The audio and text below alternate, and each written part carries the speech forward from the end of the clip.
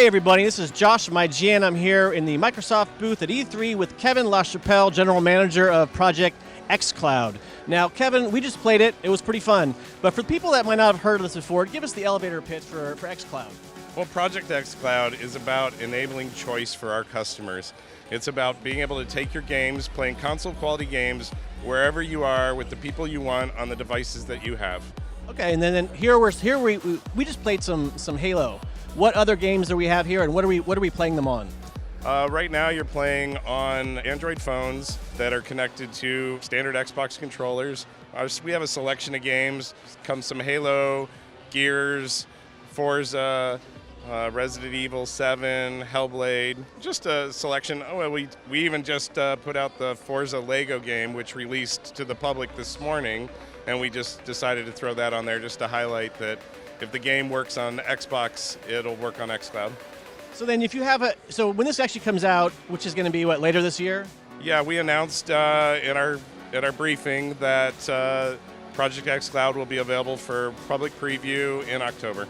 And this is for people with any Xbox or just a special? Project xCloud is if you have a phone and an internet connection, we're ready for you. All right, so when this comes out, whatever games you have are all going to be available to play on xCloud. There's no limitations at all. Well, we haven't settled on what the business model are and the terms on that from streaming from the data center, but effectively, Project xCloud is an Xbox in the data center, so any game that is able to play on Xbox is possibly available on xCloud. So then what are going to be the requirements for internet connection or internet connection? Well, what we're showing here on the floor is running at 7.5 megabits. So, standard LTE will cover that. And this is I'm assuming this is 1080p then? What you're seeing on the phone right now is 720p 60. We will do 1080p 60. It just depends on the screen size and the device that you connect with. And then what are your plans for 4K as well as TVs? Well, this is a multi-year journey that we're working on. Our hardware in the data centers continues to evolve over time, and we will continue to bring in screens and higher resolutions over time.